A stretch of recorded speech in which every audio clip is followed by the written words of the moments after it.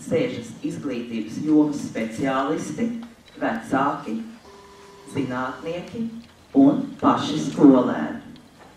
Tikai tad mums būs iespējams vienoties par mūsu izglītības sistēmas mērķiem un uzdevumiem un par to sasniegšanas ceļiem. Pašreiz mēs esam sākuši attīstīt jaunu izglītības filozofiju.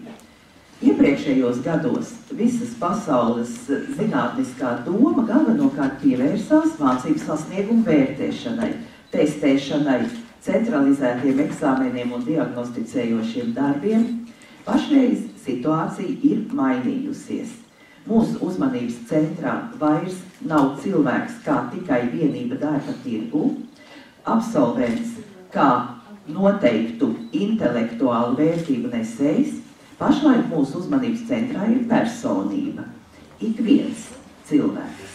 Ir noticis šis pagrieziens uz humānu pedagoģiju, noticis šis pagrieziens uz vērtību sistēmas attīstību, un tas ir tas, uz ko mums jātiecas arī Latvijā. Mūsu nav tik daudz, lai mēs nespētu veltīt individuālu uzmanību katram skolēnam un arī katram skolotājam.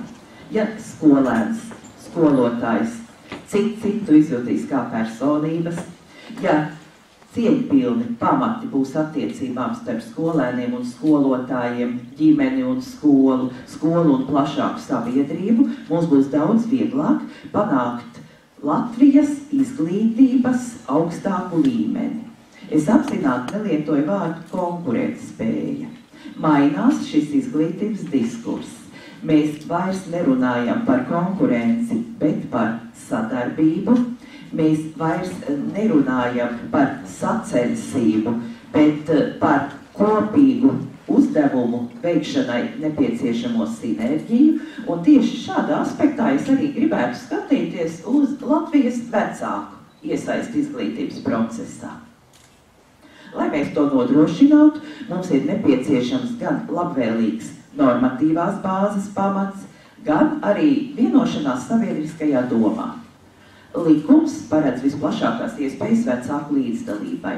Pagājušajā gadā Saeima pieņēma grozījumus izglītības likumā par skolu padomēm, kurās tika noteikta vecāku līdzdalība ikviena lēmuma pieņemšanā skolā. Izmantojiet šīs iespējas, aiciniet skolu vadību organizēt šīs skolu padomes un darbojieties tajās nevis nomināli, bet pēc būtības. Vecākiem ir tiesības izteikt savu viedokli par skolā notiekošajiem procesiem, bet ikvienas tiesības būtu īstenojams tikai uz patiesas informācijas pamata. Protams, ikvienam šķiet, ka viņš vislabāk zina, kas vajadzīgs viņa bērnam, bet nekad nav par ļaunu uzklausīt arī speciālistus, uzklausīt citus vecākus, skolotājus, izglītības politikas veidotājus. Tādēļ vecāku fórumu funkcija varētu būt arī šī izglītošanās, lai mēs saprastu, kas notiek pasaulē, kas notiek mūsu valstī, kā problēmas kādā konkrētā skolā sasaucas ar šo plašāko kontekstu, gan globāli, gan nacionāli, gan lokāli. Es šī vecāku fóruma vai fórumu funkciju un sūtību redzu tieši šajos divos aspektos. Vispirms apzināt situāciju, diskusiju ceļā sniegtai vērtējumu un pēc tam nonākt pie risinājumu iespējām. Latvijas vecāku fórums tik tiešām jau ir kļuvis par nozīmīgu platformu šai sadarbībai. Šodien dibinātais mazākumtautību vecāku fórums, kaut kā pareizi norādīt Čekašina kungs, koncentrējas uz specifiskām problēmām. Tomēr ir Latvijas sabiedrības vecāku pārstāvniecības daļa. Vecāki saviem bērniem mēs esam neatkarīgi no mūsu tautības, neatkarīgi no ģimenē lietotās valodas. Mums visiem ir kopīgas intereses nodrošināt nākotni saviem bērniem, kas ir iespējams tikai tad, ja sabiedrība ir labklājīga, ja sabiedrība ir vienota, ja sabiedrībai ir skaidri mērķi, uz kuru mēs ejam. Pašreiz mūsu sabiedrībā, skolas, ģimenes dzīvē ir vairākas aktuālas problēmas, par kurām mēs pašreiz runājam sevišķi skaļi. Pirms es pievērsīšos šīm specifiskajām problēmām, kas varētu interesēt tieši cienījamo auditoriju, es nevaru nerunāt par to, kas pašreiz rūp mūs visiem. Pilnīgi visiem Latvijas vecākiem, skolotājiem, visiem, kas saistīti ar izglītības sistēmu. Tā ir vardarbība un tā ir psihotropisko medikamentu lietošana. Mēs nevarēsim saviem bērniem sniegt labas zināšanas, nevarēsim nodrošināt šo komfortu skolā, ja pastāvēs vardarbības draudi, ja pastāvēs verbālās un arī, diemžēl, fiziskās agresijas draudi, ja katrs skolēns neizjutīs šo drošības sajūtu. Šeit maz ko mēs varam darīt ar likumu. Likumi ir pieņemti. Gan likumi, kas vēršas pret vardarbību, vajāšanu, gan likumi, kas vēršas pret psihotropisko vielu izplatību. Daudz mēs panāksim ar represīviem mehānismiem. Tie ir nozīmīgi, nenovērtēsim tos par zemu, bet vēl vairāk mēs varam panākt ar audzināšanu, ar izglītošanu, informēšanu, ar skolas un ģimenes sadarbību. Un nav labāka līdzekļa kā sarunas. Sarunas ar bērniem, sarunas ar pedagogiem. Daudz, bieži, vispusīgi. Jā, no bērnu viedokļa varbūt attiecīgi, bet mums par to ir jārunā. Un es aicinu jūs ne tikai pašiem runāt ar saviem bērniem, ja jūs esat aktīvākā vecāku daļa, es nešaubos, ka jūs to darāt, bet runāt arī ar savu bērnu draugiem, kuru ģimenēs iespējams šīs sarunas vēl nav notikušas. Jo mēs savus bērnus jau neaudzinām izolētā vidē. Mums ir svarīgi, kas ir mūsu bērnu draugi, kāda atmosfēra ir skolā, kāda atmosfēra ir klasē, paši to arī veidosim. Neviens cits to nedarīs. Šis fórums ir pulcējis galvenokārt mazākumtautību vecākus, kā īpašu mūsu sabiedrības grupu, jo Latvijā ir un būs izglītības iestādes, kas īsteno mazākumtautību izglītības programmas. Šī prakse Latvijā jau ir vairāk nekā 20 gadus.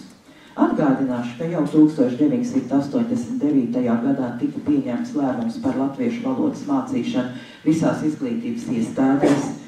1995. gadā aizsākām īstenot bilingvālo izglītību gan pamatskolā, gan vidusskolā. No 1999. gada varam runāt par mazākumtautību izglītības programmu paraugiem un skolām dotajām tiesībām pašām veidot izglītības modeļus. Pēc tam nāca 2004. gads, kas risināja valodu proporciju vidējā izglītībā. Pēc tam pašreiz jau esam nonākuši līdz tam, ka centralizēto eksāmenu saturs ir valsts valodā, kaut atbildēt varam arī mazākumtautības valodā. Un šī sistēma attīstās uz stabiliem pamatiem, tā nav stagnējoša un tādēļ mums ir jāspēr nākamais solis. Šeit pats galvenais ir precīzi saprast, kas ir jauno iniciatīvu pamatā. Noteikti ne kardināls pārmaiņas, ne reforma. Šī nav ne Druvietas, ne izglītības ministrijas, ne vienotības iniciatīva. Tā ir kopīga valdības apņemšanās, zem kura ir valdību veidojošo partiju vadītāju paraksti. Izglītības un zinātnes ministrija atbilstīgi tai deleģētajai funkcijai pilda valdības partijas sadarbības līgumā izvirzītos uzdevumus. Kā mēs to veicam? Kā jau esat pārliecinājušies, pirmām kārtām un galvenokārt konsultāciju formā, izanalizējot pašreizējo situāciju, iezīmējot problemātiskos punktus un kopīgi vienojoties par to, kāds atbalsts ir nepieciešams. Pašreiz mūsu sadarbības galvenais partners ir mazākumtautību konsultatīvā padome izglītības un zinātnes ministrijā. Jau savas darbības pirmajā nedēļā sasauc pirmo šīs padomes sēdi. Pēc tam mums ir bijuši 3 darba semināri, kas ir atklāti visiem. Ir bijusi sarakste, vizītes skolās, individuālas diskusijas. Aizvakar notika kārtējais seminārs, kurā mēs informējām arī klātesošo vecāku pārstāvis par to, cik daudz Latvijā jau ir darīts, lai stiprinātu valsts valodas komponentu mazākumtautību izglītībā. Kāpēc tas vajadzīgs? Tādēļ, ka Latvijas sabiedrības vienotāja valoda ir valsts valoda, tādēļ, ka mūsu skolēnu zināšanas tomēr vēl nav pietiekami labas, kaut nenoliedzami paaugstinās, un tādēļ, ka skola zināmā mērā aizstāja šo trūkstošo latviešu valodas vidi, kas ir sabiedrībā. Ko mēs vēlamies panākt? Šeit nu skaidri un gaiši. Ir nepieciešams nodrošināt augsta līmeņa mazākumtautības valodas un kultūras zināšanas, tādēļ Latvijā ir un būs gan mazākumtautību skolas, precīzāk skolas, kas īsteno mazākumtautību izglītības programmas, ir un būs valsts apmaksāta izglītība krievu, poļu valodā, literatūrā, vēsturē, kultūrā no 1. līdz 12. klasē. Neaizmirsīsim, ka Latvija ir unikāla valsts, kas par valsts līdzekļiem nodrošina pamatu izglītību 8 un vidējo izglītību 6 valodās, un mūsu uzdevums ir nodrošināt arī augsta līmeņa valsts valodas zināšanas. Pašreiz mēs jau runājam ne tikai par bilingvismu, mēs runājam par multilingvismu, jo mūsu bērni taču prot arī citas valodas. Pašreiz nekāds retums nav vidusskolas absolvents, kas runā 4 vai 5 valodās, un mums ir jāmeklē iespējas, kā uzlabot mūsu bērnu valodas zināšanas kopumā. Un tādēļ bilingvālā izglītība tiek ieviesta ne tikai mazākumtautību skolās, tai ir jābūt latviešu skolās ar latviešu mācību valodu. Tas attieksies uz visiem. Kas mums nav vajadzīgs? Mums nav vajadzīgi monolingvāli latvieši, mums nav vajadzīgas homogēnas skolas, mums ir vajadzīgas skolas, kas nodrošina plaša spektra kultūru un valodu zināšanas, uz to mēs arī ejam. Kā tas notiks? Kā jau teicu, evolūcijas, nevis revolūcijas ceļā. Nav nepieciešama pat likuma grozījumi. Mēs virzāmies uz latviešu valodas īpatsvaru palielināšanu, kas ir paredzēts jau tagadējā likumdošanā, ko jau īsteno vairākas skolas. Mēs esam paredzējuši turpināt daudz plašāku atbalstu sniegšanu pedagogiem. Ja gadījumā kādam latviešu valodas zināšanas ir kļuvušas vājākas, atjaunosim, piedāvāsim kursus, piedāvāsim dažādu veidu digitālos materiālus pašmācībai. Jau tagad ieiet mājaslapā Valoda LV, un jūs redzēsiet, ka praktiski visos priekšmetos ir nodrošināts mācību materiālu kopums, arī digitālā formā. Iespējams, pat daudziem pedagogiem būs pārsteigums, cik ļoti plašs ir piedāvājums. Tad to izmantosim.